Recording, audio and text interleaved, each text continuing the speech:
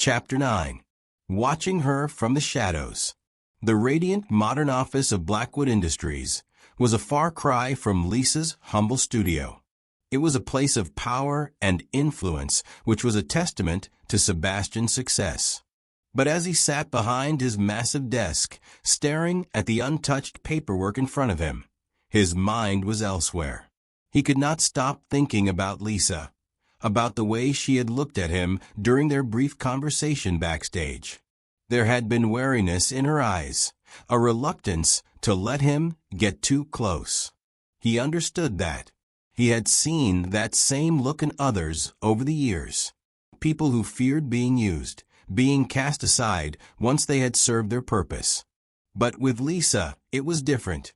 He didn't want to possess her. He wanted to understand her, to know what had shaped the woman who danced with such fiery determination. But how could he bridge the gap between them? How could he convince her that his intentions were genuine when he wasn't even sure what those intentions were? The grief of losing Alice still weighed heavily on him, and the idea of moving on felt almost like a betrayal. Yet there was something about Lisa that he could not resist. Something that made him believe that perhaps, just perhaps, he could find happiness again.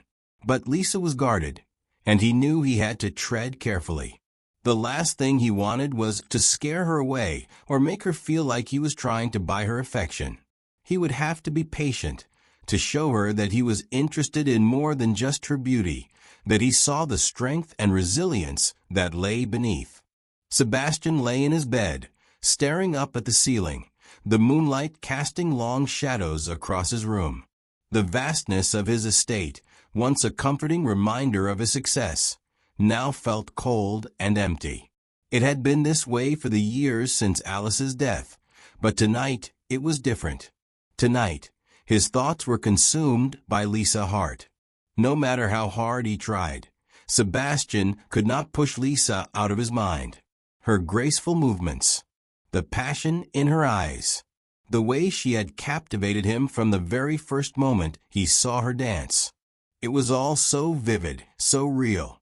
He could see her as clearly as if she were standing right in front of him, twirling on the stage, every movement infused with life and fire. It was as though she had awakened something within him, something he thought had died with Alice. But along with the attraction came the guilt. How could he, a man who had sworn never-ending love to his wife, find himself so entranced by another woman? Alice had been everything to him, the love of his life, his partner, his confidant. Even in her final moments, as he laid her to rest, he had vowed to honor her memory, to keep her alive in his heart forever. And yet here he was, haunted by thoughts of someone else, someone who made him feel alive in a way he hadn't in years. Sebastian turned over in bed, trying to shut his mind off, but sleep wouldn't come. Instead, he found himself reliving every encounter with Lisa, every fleeting glance, every moment when their eyes had met across a crowded room. He remembered the way she had spoken to him backstage after the gala, her voice soft but strong, her words full of wisdom and pain. She had opened up to him, shared her struggles, and in doing so had somehow bridged the gap between their worlds. He had never intended to feel this way. It was wrong. He knew it was wrong, but he couldn't help himself. He had tried to distance himself to let go of this foolish infatuation, but the more he tried, the more he found himself drawn to her. That's when the gifts had started. At first, it was something small. A bouquet of lilies, Lisa's favorite flowers. He had sent them anonymously to her studio, hoping that the gesture would bring her a moment of happiness.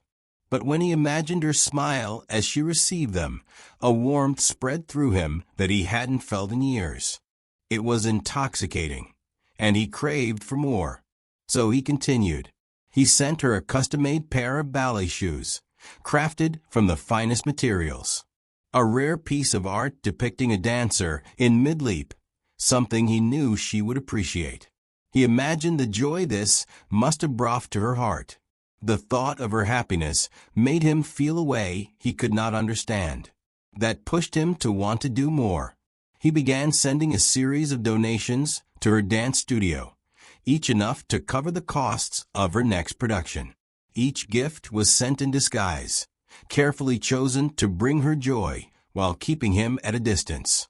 But with each gift, the void within him grew. He told himself that he was merely being generous, supporting a talented artist who deserved recognition. But deep down, he knew the truth. These gifts were more than just tokens of appreciation. They were a way to keep her close, to fill the emptiness that had consumed him since Alice's death. They were his way of feeling connected, of feeling alive. Yet, with each gift came a pang of guilt, a reminder of the vow he had made to his wife. Alice had been everything to him, and he had promised to keep her memory alive. But how could he do that when thoughts of Lisa filled his every waking moment? How could he honor Alice when he was so consumed by another woman? The conflict tore at him, leaving him restless and tormented. On one hand, he knew he was crossing a line, betraying the memory of his wife. But on the other, he could not deny the way Lisa made him feel. The way she had reignited a spark within him that he had thought was extinguished forever. As the weeks passed, Lisa began to suspect that the gifts were not just random acts of kindness. She had noticed the pattern, the way each gift seemed to align perfectly with her tastes, her needs. The ballet shoes fit her feet perfectly. The artwork spoke to her soul. The donations always arrived just when her studio needed them most. It was too precise, too personal to be a coincidence. One day, after a particularly generous donation arrived, Lisa's curiosity got the better of her. She began to dig deeper, asking questions, trying to trace the origin of the gifts. She spoke to the delivery people, the artisans who had crafted the items, anyone who might give her a clue. It wasn't long before the pieces started to come together, and she realized the truth. It was Sebastian. The revelation left her both touched and conflicted. She had known that he was wealthy, that he had the means to provide such extravagant gifts, but she hadn't expected this. She hadn't expected him to care so much, to go to such lengths to support her dreams. And yet, she could not help but wonder why he had done it anonymously, why he had kept his distance. In her studio, surrounded by the fruits of his generosity, Lisa found herself thinking about Sebastian more and more. She had always admired his strength, his success, but now she saw something deeper, something vulnerable and raw. She saw a man who was lost, who was struggling with his own demons, just as she was. And though she could not quite explain it, she felt a connection to him, a bond that went beyond mere gratitude.